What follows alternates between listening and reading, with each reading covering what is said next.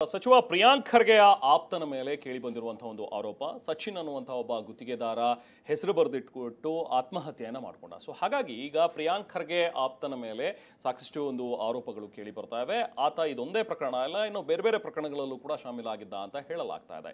ಇದೇ ವಿಚಾರವನ್ನ ಈಗ ಬಿಜೆಪಿ ಕೂಡ ಅಸ್ತ್ರ ಮಾಡ್ಕೊಳ್ತಾ ಇದೆ. ಸೊ ಹಾಗಾಗಿ ಸಚಿನ್ ಏನು ಆತ್ಮಹತ್ಯೆಯನ್ನ ಮಾಡಿಕೊಂಡ್ರು, ಆತನ ಕುಟುಂಬಕ್ಕೆ ನಾಳೆ ಹೋಗಿ ಸಾಂತ್ವನ ಹೇಳೋದಕ್ಕೆ ಬಿಜೆಪಿ ಕೂಡ ಪ್ಲಾನ್ ಮಾಡ್ಕೊಂಡಿದೆ.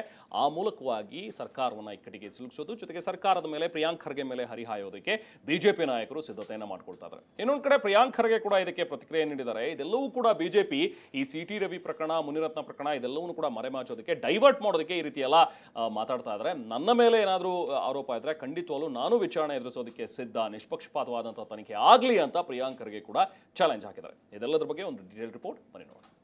ಕೊಲೆ ಬೆದರಿಕೆ ಆರೋಪ, ರೈಲಿಗೆ ತಲೆ ಕೊಟ್ಟು ಗುತ್ತಿಗೆದಾರ ಆತ್ಮಹತ್ಯೆ. ಬೀದರ್ನಲ್ಲಿ ಚಲಿಸುತ್ತಿದ್ದ ರೈಲಿಗೆ ತಲೆ ಕೊಟ್ಟು ಗುತ್ತಿಗೆದಾರ ಸಚಿನ್ ಸೂಸೈಡ್ ಮಾಡಿಕೊಂಡಿರೋ ಪ್ರಕರಣಕ್ಕೆ ಇದೀಗ ಬಿಗ್ ಟ್ವಿಸ್ಟ್ ಸಿಕ್ಕಿದೆ. ಸಚಿವ ಪ್ರಿಯಾಂಕ್ ಖರ್ಗೆ ಆಪ್ತನ ವಿರುದ್ಧವೇ ಗಂಭೀರ ಆರೋಪ ಕೇಳಿಬಂದಿತ್ತು. ಕೊಲೆ ಬೆದರಿಕೆಯಿಂದಲೇ ಆತ್ಮಹತ್ಯೆ ಎಂದು ಗುತ್ತಿಗೆದಾರ ಸಚಿನ್ ಡೆತ್ ನೋಟ್ನಲ್ಲಿ ಬರೆದಿಟ್ಟಿದ್ದ. ಇದೀಗ ಪ್ರಿಯಾಂಕ್ ಖರ್ಗೆ ಆಪ್ತ ಮತ್ತು ಗ್ಯಾಂಗ್ ವಿರುದ್ಧ ಎಫ್ಐಆರ್ ದಾಖಲಾಗಿದೆ.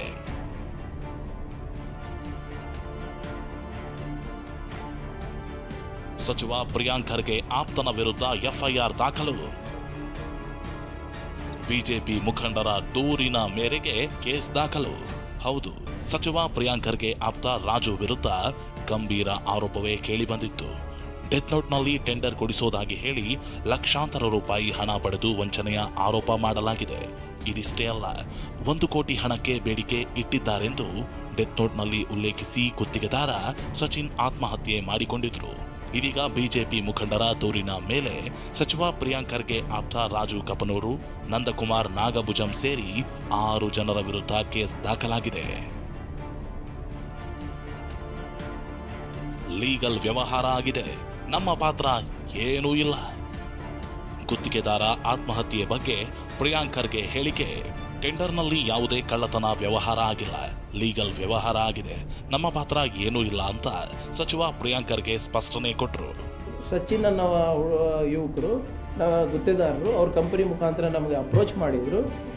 ನಮಗೆ ಹೀಗೆ ಟೆಂಡರ್ ಆಗ್ತಾ ಇದೆ, ನಮಗೆ EMD ಕೊಡ್ಲಿಕ್ಕೆ ದುಡ್ಡಿಲ್ಲ, ಕೊಡಿ, ನಮಗೆ ಸ್ವಲ್ಪ ಫೈನಾನ್ಸ್ ಮಾಡಿ ಅಂತ. ಅದಕ್ಕೆ ನಾವು ಅವರಿಗೆ 65 ಲಕ್ಷ ರೂಪಾಯಿ ನಾವು ಬ್ಯಾಂಕ್ ಟ್ರಾನ್ಸಾಕ್ಷನ್ ಮಾಡಿದ್ವಿ. ಏನು ಕಳ್ತನ ಅಂತೂ ಇಲ್ಲ, ಅಥವಾ ಅಡ್ಡದಾರಿ ಇಲ್ಲ, ಅಥವಾ ಬೇರೆ ರೀತಿಯ ಸಾಕ್ಷಿ ಇಲ್ಲ ಅಂತಿಲ್ಲ. It's a legal transaction between A and B. ಅದಕ್ಕೆ ತನಿಖೆ ಆಗಬೇಕಲ್ಲ.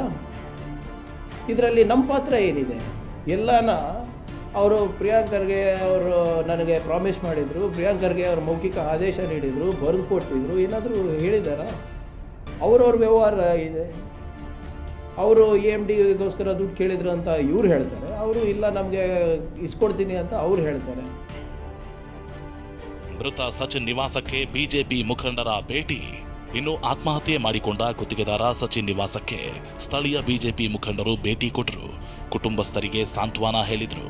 ನಾಳೆ ಬಿಜೆಪಿ ರಾಜ್ಯಾಧ್ಯಕ್ಷ ವಿಜಯೇಂದ್ರ, ಪರಿಷತ್ ವಿಪಕ್ಷ ನಾಯಕ ಛಲವಾದಿ ನಾರಾಯಣಸ್ವಾಮಿ, MLC ರವಿಕುಮಾರ್ ಭೇಟಿ ಕೊಡಲಿದ್ದಾರೆ.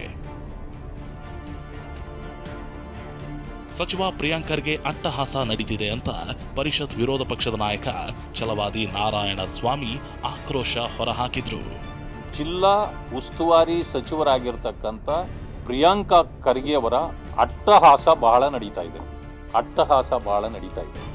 ಗುತ್ತಿಗೆದಾರ ಸೂಸೈಡ್ ಪ್ರಕರಣದಲ್ಲಿ ಪೊಲೀಸ್ ತನಿಖೆ ಚುರುಕುಗೊಂಡಿದ್ದು, ಪ್ರಿಯಾಂಕ್ ಖರ್ಗೆ ಆಪ್ತ ಮತ್ತು ಗ್ಯಾಂಗ್ ವಿರುದ್ಧ FIR ದಾಖಲಾಗಿದೆ. ಆದರೆ ಪ್ರಿಯಾಂಕ್ ಖರ್ಗೆ ಮಾತ್ರ ಇದರಲ್ಲಿ ನಮ್ಮ ಪಾತ್ರ ಏನೂ ಇಲ್ಲ, ತನಿಖೆಯಿಂದಲೇ ಎಲ್ಲವೂ ಗೊತ್ತಾಗುತ್ತೆ ಎಂದರು. Bureau report, TV9.